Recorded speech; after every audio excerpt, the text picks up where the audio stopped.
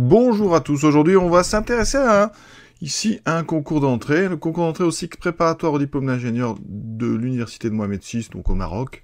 C'est un concours avec 25 questions, que je trouve assez sympa, alors c'est au niveau vraiment des terminales marocaines, parce que vraiment c'est au-dessus de notre programme français. Je vous montre les 25 questions, on va les faire par 5, alors ça va assez vite, Donc il y a 25 questions à chaque fois, donc il faut choisir laquelle des 4 propositions est la bonne.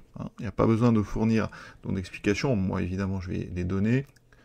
Et donc voici les 25 questions, donc il y a un peu de tout, il y a des parties entières, vous voyez que par rapport au bac donc français, il n'y a pas ça au programme.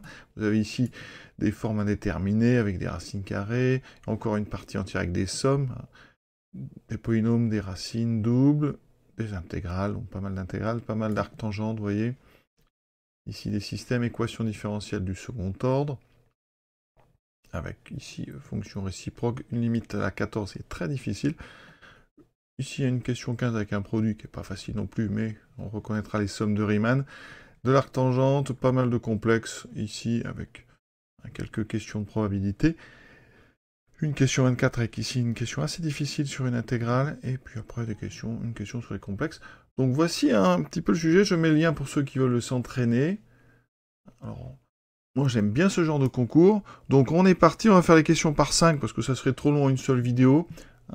Donc on commence, alors je vais faire deux versions, une version très rapide, comme si on était au concours, parce qu'il fallait vite, et après j'essaierai peut-être de rentrer dans les détails, pour justifier vraiment les choses. Donc on est parti. Première question. Je rappelle aussi que calculettes et smartphones sont interdits, donc il faut se débrouiller. Vous aviez du papier brouillon, donc on peut écrire, on peut faire des calculs. Toute fonction périodique est non constante, alors admet une limite en plus infinie, n'a pas de limite en plus infinie, est linéaire ou est dérivable. On commence tout de suite avec une première question assez rapide. Toute fonction périodique est non constante. Alors je prends un exemple, fonction périodique que vous connaissez, sinus ou cosinus, donc ça ressemble à ça. Voilà, je trace une partie de la courbe. Au début, pas très bon.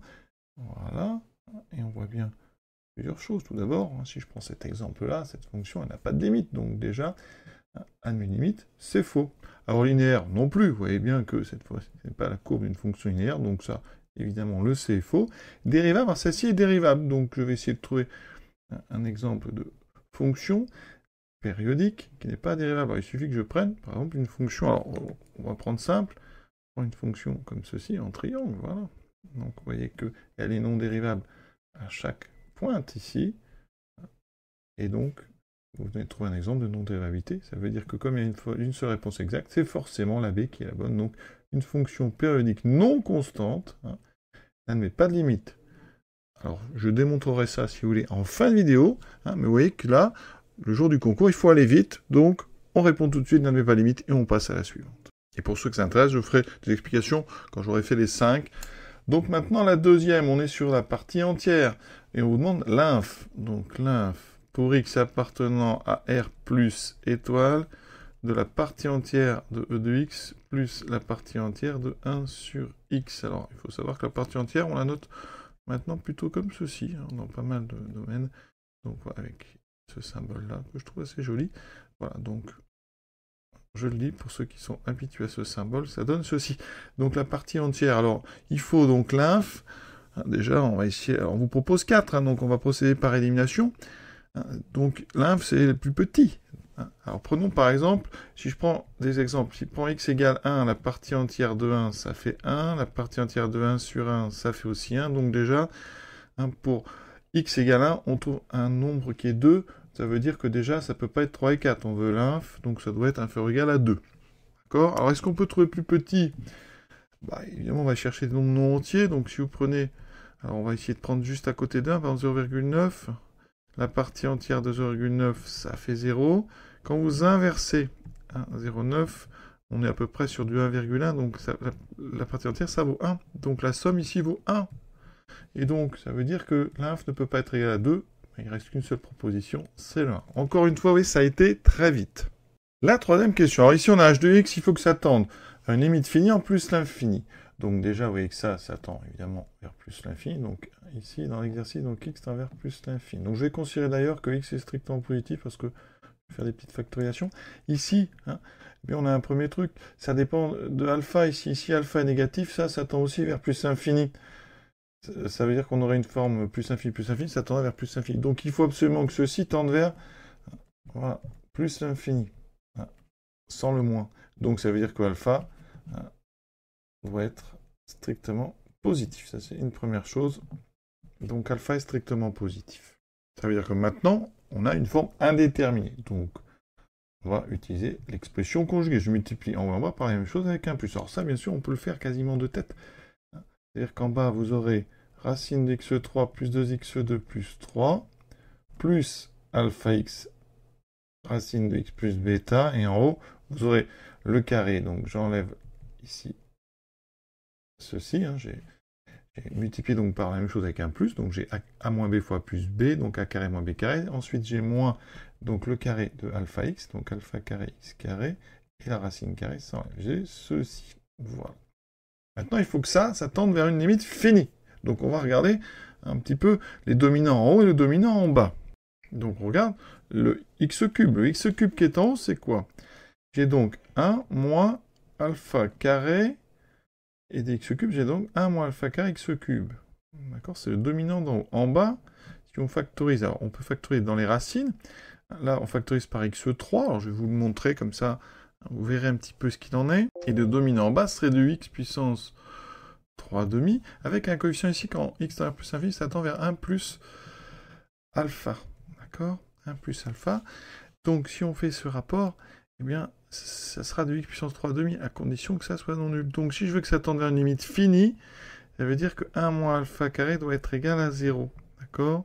Ça veut dire que alpha carré est égal à 1, mais comme alpha n'est pas égal à moins 1, je l'ai déjà dit, alpha était différent de moins 1, parce qu'alpha est strictement positif, ça veut dire que alpha est égal à 1. Donc on a déjà trouvé la valeur de alpha. Il y a une pièce aussi. Alors, encore une fois, hein, il faut que ça tende vers une limite finie. Donc là, on a du carré en haut, du 3 demi en bas, donc on va avoir un problème, c'est parce que le degré du haut est plus haut, donc ça veut dire qu'il ne faut pas qu'il me reste ce x carré. Donc bêta, enfin 2 moins bêta doit être égal à 0, de façon à ce qu'on n'ait plus ce terme, et dans ce cas-là, en haut, ça tend vers 3, et en bas, ça tend vers, donc, alors, x puissance 3 demi, et ici, on a du 1 plus 1, ça tend vers 2 fois 2, enfin, ça tend vers plus l'infini, parce que là, on a un coefficient 2, et ici, on a du x puissance 3 demi. Donc, ça fait du 3 sur plus infini, ça fait bien une limite qui est nulle. Donc ici, ça fait bêta égale 2. On regarde les propositions. Alpha égale 1, bêta égale 2, c'est la proposition 1, et on a terminé. Vous voyez que celle-ci, elle peut se faire vite. Hein. Alors, on n'est pas obligé, évidemment, de rédiger tout ça. Vous pouvez vous contenter donc de faire peut-être la factorisation ici, et après d'analyser ça sans faire la suite. Hein. Donc, on voit bien que lui doit disparaître, ça veut dire alpha égale à 1, bêta égale à 2, et on a terminé. La question 14, c'est la plus jolie des 5 premières, mais on peut la faire astucieusement sans rentrer dans les calculs. Pour ceux que ça intéresse, je ferai le raisonnement. C'est quelque chose qui mérite quand même d'être regardé. On a donc du 1 sur n cube, somme pour k allant de 1 à n, dk fois les parties entières de kx. Et ça, c'est donc notre suite un, en fait, c'est un de x. Et moi, je vais vous proposer un raisonnement qui est simple. On va essayer d'éliminer. Donc je vais prendre une valeur de x qui est simple, donc je prends x égale 1. Qu'est-ce que ça donne pour x égale 1?